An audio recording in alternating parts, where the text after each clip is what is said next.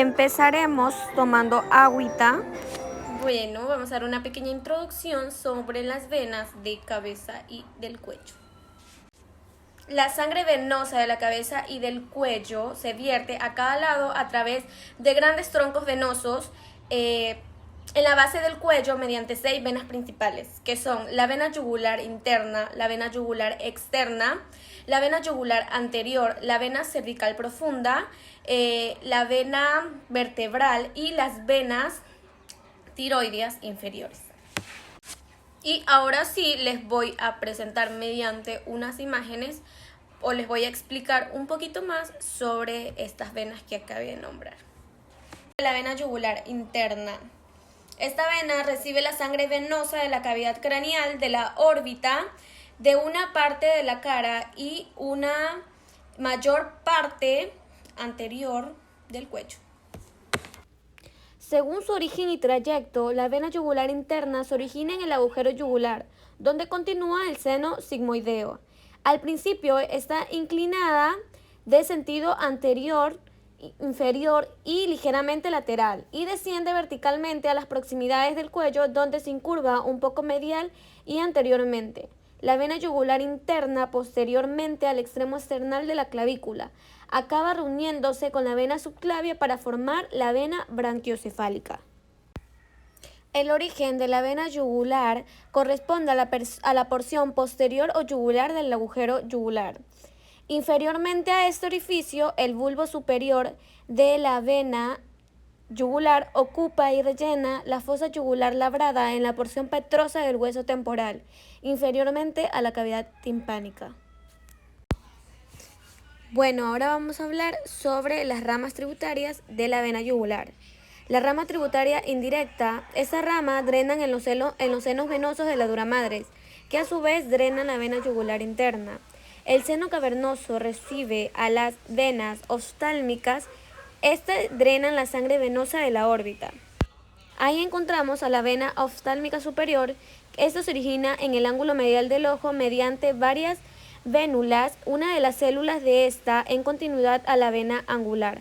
Desde su origen se dirige posterior y lateralmente, pasa inferiormente al músculo recto superior y superiormente al nervio óptico. Alcanza así la parte media ancha de la fisura órbita superior. También encontramos la vena oftálmica inferior.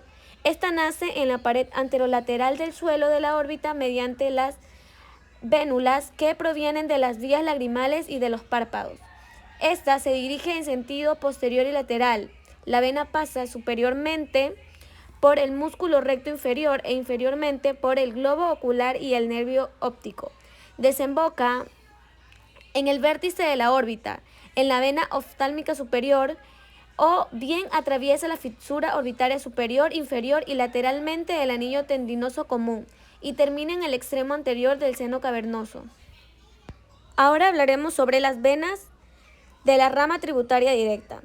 La vena yugular interna recibe en el cuello y en las proximidades del hueso hioides sus afluencias más importantes. Estos son el tronco tirolinguifacial, que es corto y voluminoso, formado por la unión de las venas facial, lingual, tiroides superior, cruza la arteria carótida común cerca de su bifurcación.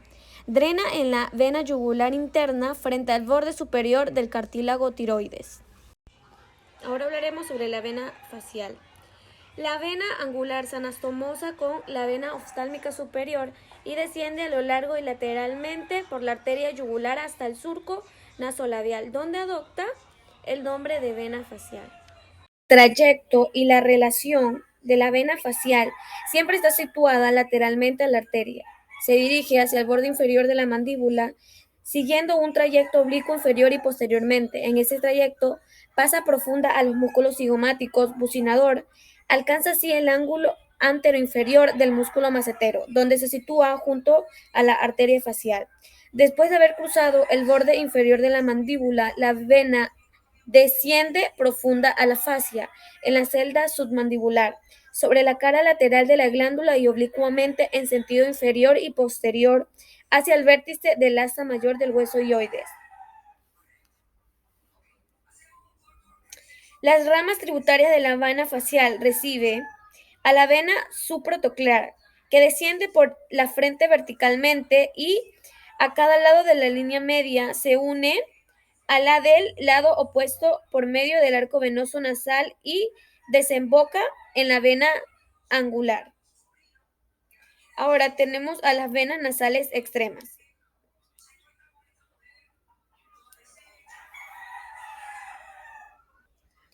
que estas son las venas facial profunda, que proviene del plexo venoso alveolar situado en la tuberosidad del maxilar. El plexo alveolar está anastomosado posteriormente con el plexo perigoideo y por lo consiguiente con la vena maxilar.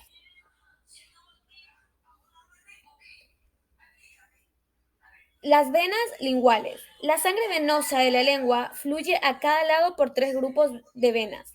La vena profunda de la lengua, que es satélite de la arteria lingual, la vena dorsal de la lengua, que acompaña a la arteria dorsal de la lengua, y las venas satélites del nervio hipogloso o linguales principales. Son dos, una derecha y otra izquierda, que descienden desde el vértice hasta la raíz de la lengua, profundas a la mucosa de la cara inferior de la lengua a través de la cual se transparentan. Más inferiormente sigue el borde inferior del nervio hipogloso y pasan por la cara lateral del músculo higloso, que se separa de la arteria. Cada vena saliente, satélite del nervio hipogloso, recibe las venas dorsales profundas de la lengua y del mismo lado. De la unión de estas diferentes venas resulta la formación de un tronco común, la vena lingual, que desemboca en la vena yugular interna mediante el tronco tirolinguofacial. También tenemos la vena tiroidea superior, satélite de la arteria ononámina. Esta vena se forma en la porción superior del lóbulo lateral de la glándula tiroide. Se dirige lateral y superiormente y cruza la arteria carótida común y desemboca en el tronco tirolinguofacial. La vena yugular externa es un vaso que recoge la mayor parte de la sangre de las paredes del cráneo, de las regiones profundas de la cara y de los planos superficiales de las regiones posterior y lateral del cuello.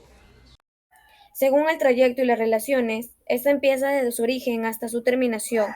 La vena yugular externa atraviesa sucesivamente las regiones parotidia, esternocleistomastoidea y superclavicular.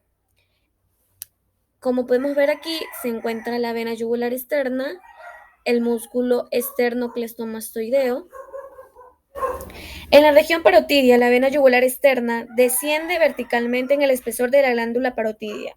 Se sitúa lateralmente en la vena carótida externa y está cruzado lateralmente por el nervio facial. En el extremo inferior de la glándula, la vena se introduce en un desdoblamiento de la lámina superficial de la fascia cervical y pasa a la región esternocleistomastoidea. En la región esternocleistomastoidea, la vena yugular externa, oblicua inferior y un poco posteriormente, casi vertical, cruza oblicuamente al músculo esternocleistomastoideo. En este trayecto, la vena está desde el principio inclinada en un desdoblamiento de una hoja superficial.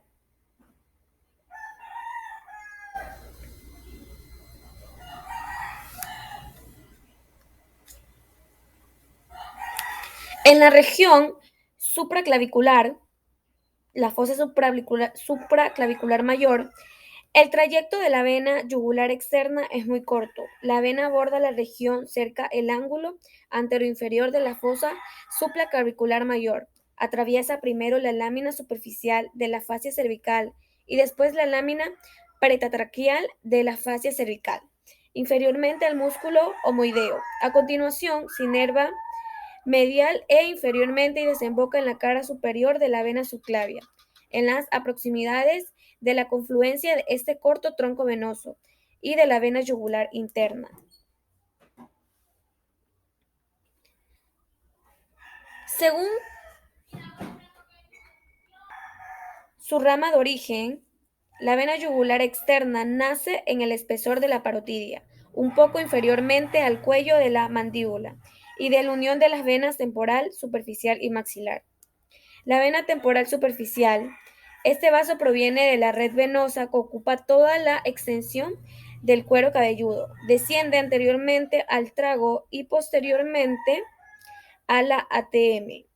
En este corto trayecto, la vena temporal superficial se sitúa anteriormente al nervio auriculotemporal y posteriormente a la arteria temporal superficial. La vena penetra a continuación la glándula parotidia, donde se une con la vena maxilar. La vena temporal superficial recibe colaterales de poca importancia, provenientes de la región temporal, de la oreja, de la parotidia y de los tegumentos de la cara. La vena maxilar y el plexo perigodio tiene su origen en la vena esfenoplatina, satélite de la arteria del mismo nombre. Desde su origen hasta su terminación, puede adoptar dos posiciones diferentes. En una de las disposiciones conserva su individualidad propia a lo largo de todo su recorrido y recurre inferiormente y lateralmente en la arteria. En este caso, las colaterales desembocan normalmente en el tronco colector, que pasa por el ojal retrocondilio, superiormente a la arteria e inferiormente al nervio auriculotemporal. Se anastomosa posteriormente en el proceso condilar de la mandíbula, con la vena temporal superficial para formar la vena yugular externa. En otra disposición, la vena maxilar se convierte, en el curso de su trayecto, en los dos plexos venosos anastomosándose entre sí, el plexo venoso alveolar y el plexo perigoideo. Estos plexos están formados por dos anastomosis que unen entre sí las venas satélites de las ramas vecinas de la arteria maxilar. El plexo alveolar está situado sobre la tuberosidad del maxilar y el plexo perigoideo se desarrolla en las dos caras del músculo perigoideo lateral.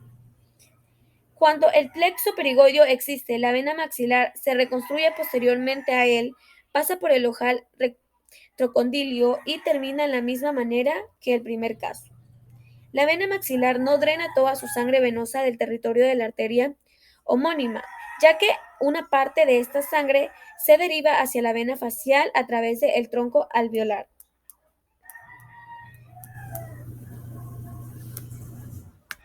Ahora tenemos la vena yugular anterior. Esta vena drena una parte de la sangre de la porción anterior del cuello. Esta vena se forma de la unión en la región supraoidea de varias pequeñas venas mentonianas superficiales. Así formada, la vena yugular anterior desciende un poco lateralmente a la línea media, hasta las proximidades de la escotadura yugular del esternón. A continuación, se acomoda en ángulo recto y se dirige transversalmente en sentido lateral hasta su terminación en la vena subclavia.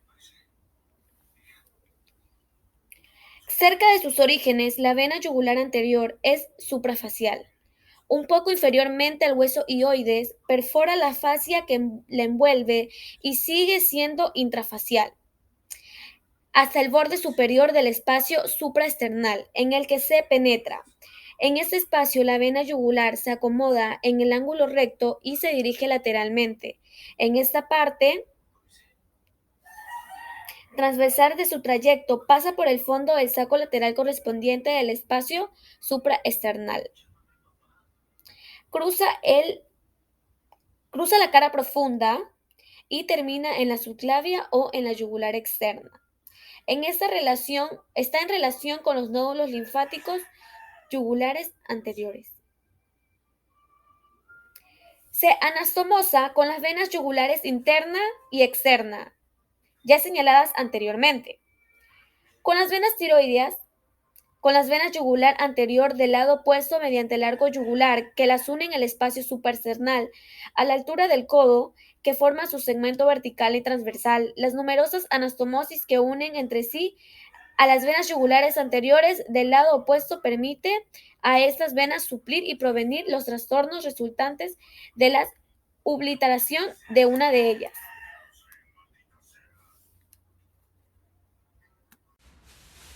Ahora tenemos la vena cervical profunda. Esta vena es extravertebral y está situada profundamente en la nuca.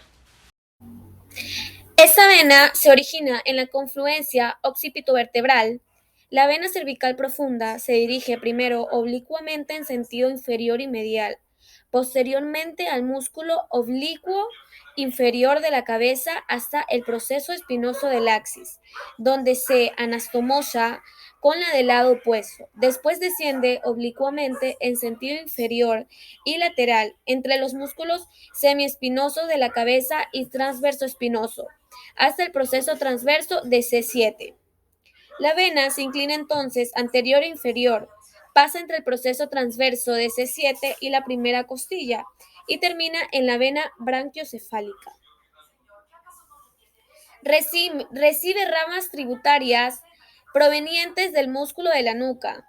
Se anastomosa superiormente con la circulación venosa intracraneal y mediante las venas occipitales, con las venas yugulares internas y externas. A nivel de cada agujero intervertebral está anomastosada con la vena vertebral y con los plexos vertebrales internos. Ahora tenemos lo que son las venas tiroideas inferiores. Estas nacen en un número variable de la porción inferior de la glándula tiroides. Desciende anteriormente de la tráquea y se anastomosa entre sí y se reúnen finalmente en uno o dos troncos que desembocan en la vena braquiocefálica izquierda. Por último, tenemos la vena subclavia. Esta vena es la continuación de la vena axilar y se une a la yugular interna para constituir la vena branquiocefálica del lado correspondiente. Se origina anteriormente a la arteria subclavia frente al borde correspondiente del músculo subclavio y termina posteriormente a la articulación externo-clavicular. Desde su origen hasta su terminación, la vena subclavia se dirige casi transversalmente de lateral a medial, pasando sobre la primera costilla, anteriormente al tubérculo del músculo escaleno anterior. Es casi rectilínea y describe la cuerda del arco descrito por la arteria. En ningún punto de su trayecto está en contacto con esta, hallándose siempre situada más inferior y anteriormente. Se corresponde anteriormente con el músculo subclavio y la clavícula. Posteriormente lo hace primero con la arteria subclavia, de la que está separada en su parte media por el músculo escaleno anterior, y después con la cúpula pleural por medio de la fascia endotorácica. Medialmente los músculos escalenos pasan por la vena y por la arteria. A la derecha, los nervios vago y frénico y el asa de la clavícula. A la izquierda, solo el nervio frénico y el asa subclavia.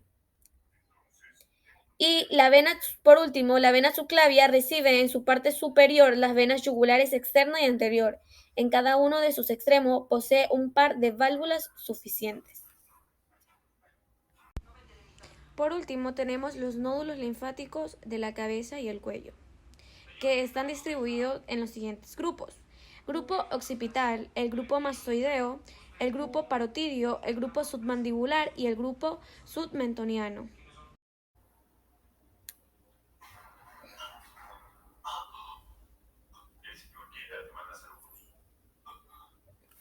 Bueno, tenemos el círculo del nódulo linfático pericervical.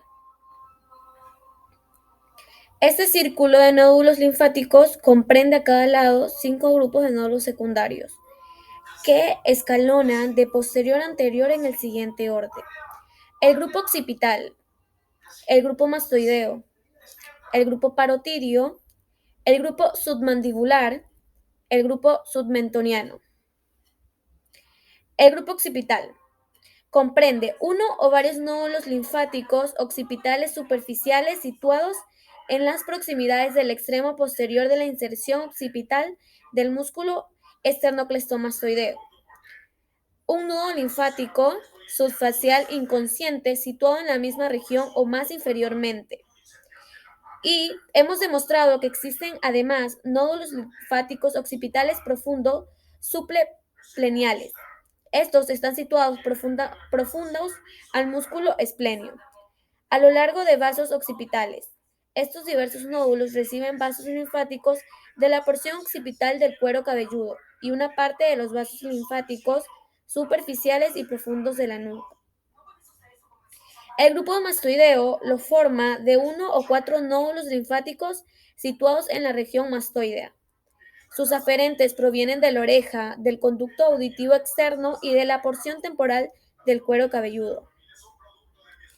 El grupo parotidio. En este grupo incluimos todos los nódulos linfáticos que se encuentran en la región parotidia, los que pueden repartirse en tres grupos: suprafacial, subfacial y parotidio profundo. Tenemos al grupo submandibular y los nódulos linfáticos faciales. Los nódulos linfáticos submandibular, en número de 3 a 6 de cada lado, son subfaciales y se sitúan a lo largo del borde inferior de la mandíbula. Se dividen en cuatro grupos: preglandular, prevascular, retrovascular y trecloglandular, dependiendo de si disponen anteriormente a la glándula. Algunos autores admiten que además de la existencia de nódulos linfáticos intracapsulares o intraglandulares, bien este no siempre se admite. Los nódulos linfáticos submandibulares reciben vasos linfáticos de la porción medial de los párpados, la nariz, de la mejilla, de los labios, de las encías y del suelo de la boca. Los nódulos linfáticos faciales a veces se encuentran en la cara, en el trayecto de los vasos faciales, y los vasos linfáticos tributarios de los nódulos linfáticos submandibulares. Estos nódulos linfáticos inconscientes son el nódulo linfático mandibular, situado en el ángulo anteroinferior del músculo macetero. Los músculos linfáticos bucinador, situado en la cara lateral del músculo bucinador. Los nódulos linfáticos nasolabiales, situados en el surco nasolabial o infraorbitarios. Y el nódulo linfático malar. Tenemos el grupo submentiano. Los nódulos linfáticos submentianos, en número de 2 y 3, están situados en el espacio comprendido entre los vientres anteriores de los dos músculos digástricos, bien superficiales, bien profundos a la fascia.